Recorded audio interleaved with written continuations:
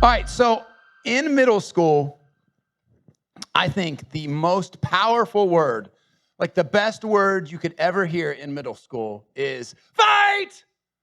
Like, that's the best. You're walking down the hall. It's like, man, life is the worst. I got to go to math class. And then all of a sudden, someone screams, fight.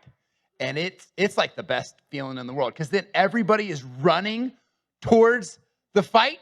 And, you're thinking to yourself, this is going to be amazing. I'm going to get to see a fight. Like, we're going to go to class late, and it's going to be this crazy thing. And then the crowd gets there. And, like, almost all the time, by the time you get to the fight is over. But it's like an amazing thing. Does anybody agree with me? Like, when you're at school and you hear the word fight, it's like, it's just 5 seconds of pure excitement. Like, what is happening right now? It is crazy. And so I, as a kid in middle school, you didn't see a lot in high school where I went to school, but in middle school, man, there seems like there was fights all the time.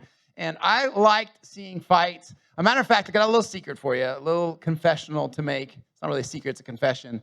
As a middle school kid, I like seeing people get in trouble. I did because I was a rule follower. I followed all the rules. I made sure I was like the best kid possible. So anytime, this is really shady and says a lot about who I was in middle school. I like seeing people get in trouble because it made me feel better about myself. Anybody else just want to live in that world? Anybody else say, listen, I'm with you right there. I like to see people get in trouble. Make me feel better about myself. I did. It was true. I like to see people get in trouble because when I saw someone get in trouble, I was like, man, I am not as bad as that kid. Like, I don't do as bad things as that kid. Now, to be honest, like I didn't really get into a lot of trouble as a kid. I was a pretty good kid. Like, I followed the rules. I really can only remember maybe less than 5 times in my entire career as a middle school, high school student that I got in real trouble. I just did what I was supposed to do. And so it made me think about getting in trouble. So I want everybody to think about this. Think about the worst thing you've ever done. All right, think about the worst thing that you've ever done. I'm not going to ask you to share. I just want you to hold on to that thought. What is the worst thing up to this moment in your life that you have ever done? And I want you to hold on to that, all right? I want you to hold on to that because I think in life there are a lot of things that we can do that are really bad, but I think there is one thing that we can do that is the worst thing that we can do, and I'm going to talk about that in just a little bit. So today we are wrapping up the Get Out of My Mind series. And next week, we're going to take the next week off for Mother's Day, and then we're going to be back into it the week after that. And that's going to be the final push heading into summer camp. So, there you go. You cheer for summer camp. So listen, if you have not signed up for summer camp, make sure you get a registration in the back. It's going to be unbelievable this year. And so coming out of Mother's Day, we're going to be kind of hitting the last run towards summer camp. But today we're wrapping up this series called Get Out of My Mind. It's been a series on temptation. So we've been on this journey the last 4 weeks talking about temptation. And so temptation is the strong desire to do something. And most of the time that strong desire is to do something bad. It's doing something that you know isn't right, but for whatever reason you feel like you need to do it, you want to do it, and you do it. And so there's some things that we've learned along the way that I want to bring up to get to the main thing I want to talk about today. And one of the things we talked about was that somebody has to matter most in your life. There is somebody in your life that has to matter most. And it doesn't matter how dependent you are or independent you are. There is somebody in your life that is going to matter the most. And you need to know who that person is because that person is going to determine a lot of things in your life. Because the second thing we learned about was the fact that truth is relevant to who matters most. Like, I wish I could just tell you that there is truth and truth is truth no matter what, but that's not always the case. Most of the time, your truth is based off of who matters most in your life because who matters most in your life is going to determine the direction of your life. And so what happens is if we get our relationships mixed up and if you put somebody in that spot as the person that matters the most, their truth becomes your truth. And this is where temptation creeps in and gets us to do things that we know we shouldn't do, but we end up doing it anyway and puts us in some really tough positions. And so as we kind of ended talking about that last week, we kind of ended in this space asking the question, what matters the most then to who matters the most? What matters the most to who matters the most in your life? Because the answer to that question is going to drive the things that tempt you. And the things that tempt you are going to put you in situations that are going to have a profound impact on your life. So when we ended last week, really where we end every single week is we want you to get to the place to where the most important person in your life is Jesus. That's our goal every single week. We're saying the same message, regardless of what topic we're talking about. We're always going to land in the same space, that the most important person in your life should be Jesus. That should be the person that is driving the decisions in your life. They should be the person that matters most. His truth should be your truth, and you should know what matters to him, because what matters to him should be what matters to you. And so anytime we talk about God in this setting, it gets a little awkward depending on what your background is, depending on what your experience is in church. Like for some of us, we've grown up in church our whole life. And just because you've grown up in church your whole life doesn't mean you know what's going on. Sometimes you got to be careful when you're a church kid, because you've heard these things so many times over and over again. Like it just becomes this repetitive thing in your mind. Sometimes it loses its ability to be real. But sometimes you're in this room and you're not a church kid.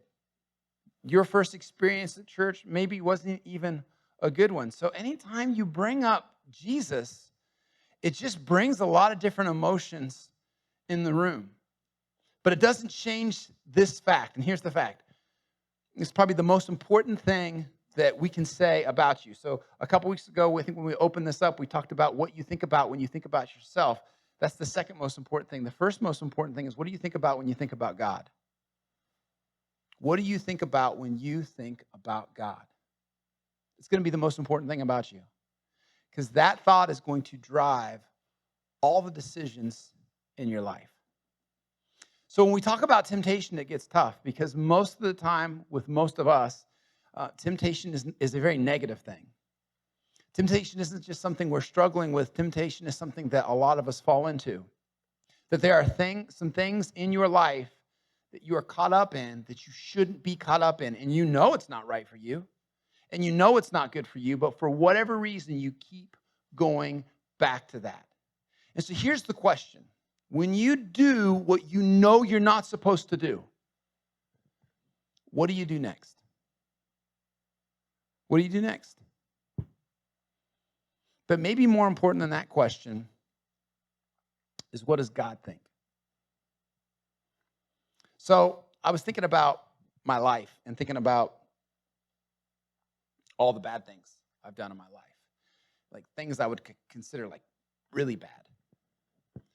And like I said, I think there's probably like less than 5 things that I would consider. I was like, man, that was bad. But I thought about, what's the worst thing I've ever done? And I think the worst thing that I've ever done is probably the worst thing that you could do. And I'm going to go real general with it, but I think despite the fact that what I'm about to say next feels very general, it's very specific to all of us in this room. The worst thing you could ever do is quit. That's the worst thing you could ever do. Is just quit. Quit on the people that matter the most to you. Quit on the promises that you made yourself. Quit on the dreams that you have. But most importantly, quit on God. And I think a lot of times we do that because we have this idea about God that when we mess up and when we cross that line and we do the things that we're not supposed to do, God just doesn't have room for us anymore. So how does God feel when we mess up? Well, that's the great thing about the scriptures, is you don't have to try to guess about it. There's these moments where Jesus gives us this insight. So I want to tell you guys my favorite story that Jesus tells in the scriptures. So if you've hung out with me at all over 4 years, you've heard this story before. If you're new, then you're going to hear this over and over again, because it's my favorite story. This is really how God feels about us. So there's this moment in Luke chapter 15 where Jesus is teaching to a bunch of people. And it's a really interesting setup in the room, because it says that there are sinners and there are religious people in the room. So there are religious people, people who are religious. So they really, truly believe that they are better than everybody else. They're very legalistic. They follow rules. kind of like who I was in middle school. They just like to see people mess up because it makes them feel better about themselves. And then the other group of people in the room are labeled as sinners. Like they're so bad that they actually get called sinners. They're not even called people. They're just called sinners. This is what the religious people call them. They call them sinners. And so imagine the situation. You've got religious people on the one side of the room that think they're better than everybody else. And you got sinners on the other side of the room that don't think anything of themselves. And in the middle, you have Jesus. And Jesus tells these three stories. But it's the third story that means the most to me. And he tells the story of a father and two sons. And so when I was thinking about this story over the weekend, something stuck out to me that I've never thought about before. So even if you've heard me talk about this, you've not heard this part of it because I think it's important to what we're talking about today. So he had these two sons. Now this father, he was rich. He had a lot of money. And he had two sons. And one of his sons decided that he wanted his inheritance. He wanted what was due him when his father died because he wanted to go out and live his own life. Now, during this time, the only way you got your inheritance was if your parent actually died. So he walks up to his father and he says, I want my inheritance. I want what's mine. Essentially what he was saying to his dad was, listen, I wish you were dead. Like, I don't want to live here anymore. I don't want to be with you. I don't want to live in this place. I want to go do my own thing. It would be better if you were dead so I could go do my own thing. And so the father lovingly gives the son his inheritance. He takes what was going to be due his when he died, and he just went ahead and gave it to his son. Now, he had two sons. The one son stayed. The other son took his inheritance, and he left. This is called the prodigal son story. And so it says that Jesus says that he went and he took his money and he spent it all on wild living. So it wasn't that he went and he made some investments in some things, tried to spend his money wisely. He took and he went nuts, lived a sinful life, gave in to every temptation that he could think of. And in the end, he lost all of his money. He blew his entire inheritance, something that he should have lived on for the rest of his life, gone.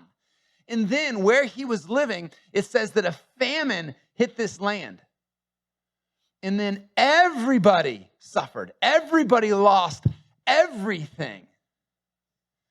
And this son, who at one point in his life had everything that he could ever want, had nothing. And he was desperate. And he sold himself off to become a slave. And it said that his job was feeding pigs. That's what he did. He fed pigs. And his job was so bad and he was so poor that he was actually hungry for the food that he fed the pigs. And what you feed pigs is garbage. That's what pigs, they literally eat garbage. They eat the stuff that nobody wants. And he was so poor and so desperate that he was wanting to eat the stuff that the pigs ate. And in that moment, Jesus says that he came to his senses and he said, I could go work for my father. I could be a slave for my father and live way better than the way that I'm living now. So there's this interesting moment in the story because Jesus, he's not just telling a story about a father and two sons. He's telling a story about God. And everybody knows it in the room. The religious people know what this story is about. This is a story about God and how God reacts when we mess up. And the sinners, they know what this story is about. This is a story about God. And in that moment, they're both looking at Jesus to figure out what he says next. Because what he says next is going to be really important. Because what he says next is how God reacts when we mess up. That's the question, right? Isn't that the question? Somebody in your life has to matter most. Somebody in your life, their opinion should be the most important opinion. Their truth should be the most important truth. Now, last week we talked about this. The most real truth you're ever going to experience in your life is Jesus. Either God is real or he's not.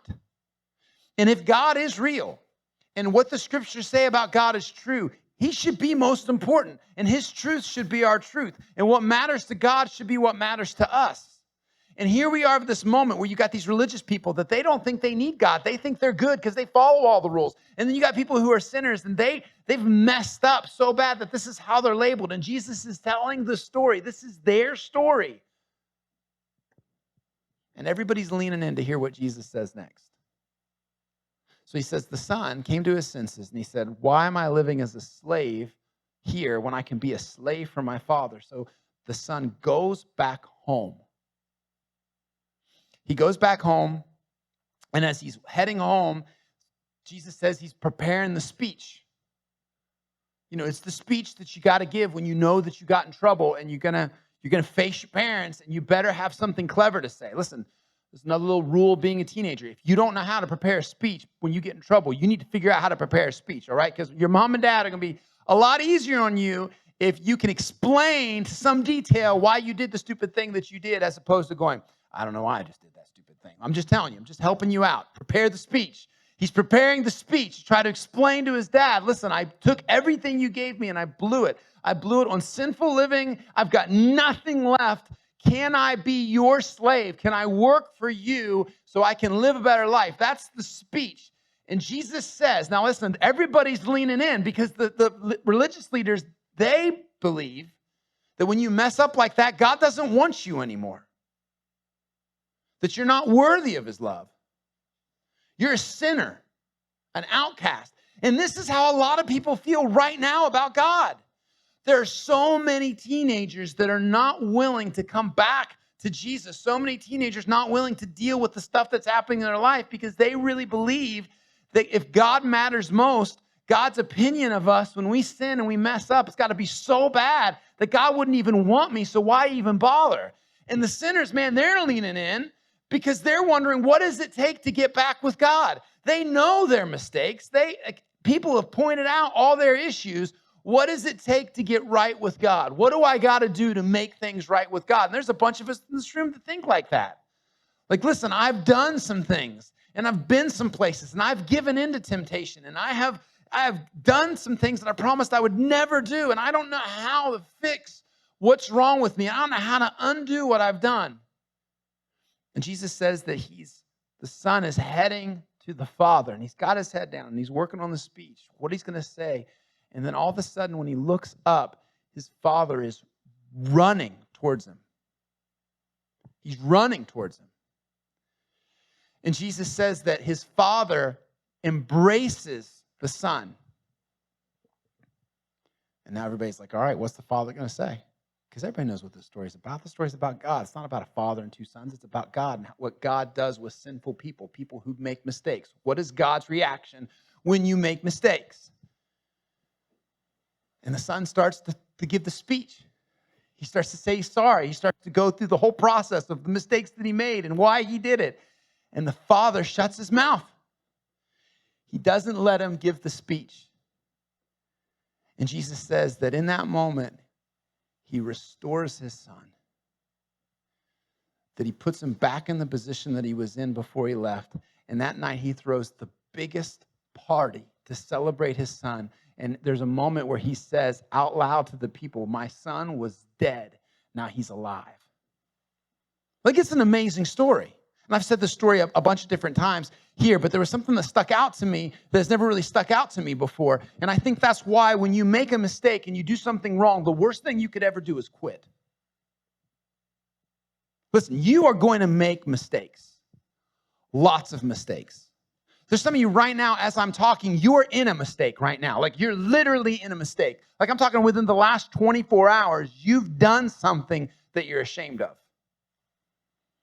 I'm talking about the fact that within this last year, you've done something enough that you think that's actually who you are. You've labeled yourself by your mistakes.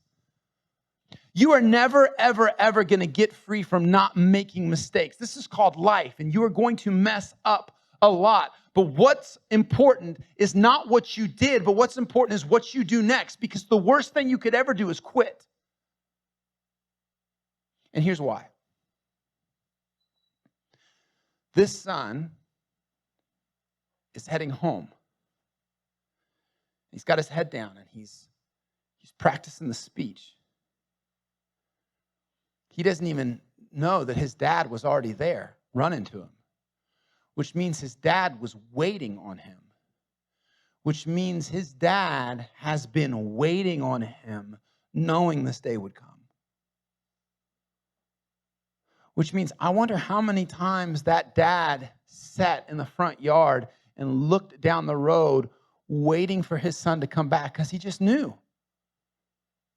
He knew there would be a day when his son would make mistakes and his son would have to come back. And he was waiting to forgive his son. The reason why quitting is the worst thing you could ever do is because there is a God who loves you and is always waiting for you to come home. God is always waiting for you. It doesn't matter how long you've followed Jesus. It doesn't matter if you've been doing it your whole life. It doesn't matter if you've been doing it for a year. It doesn't matter if you're 13. It doesn't matter if you're 23. God will always be there waiting on you. And the worst thing you could ever do is quit and not come home. Listen, we're never going to get away from temptation. Man, it's always going to be there. And if you're able through Jesus to conquer the thing that you're struggling with right now, I promise you next week there's going to be something new.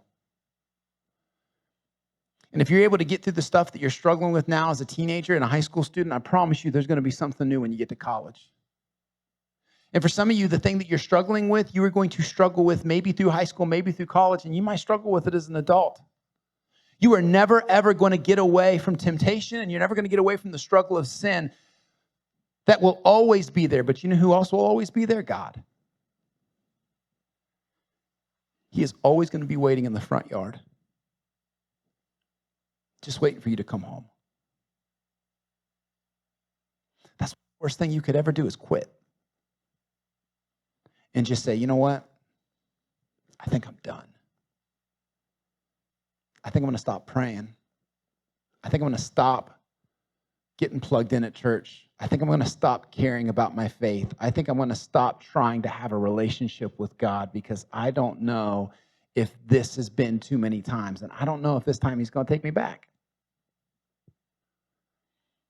God will always take you back. So don't quit. Don't stop fighting.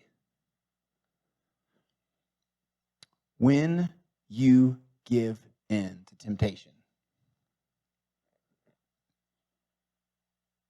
you can start over. You can start over. When you give in, you can start over.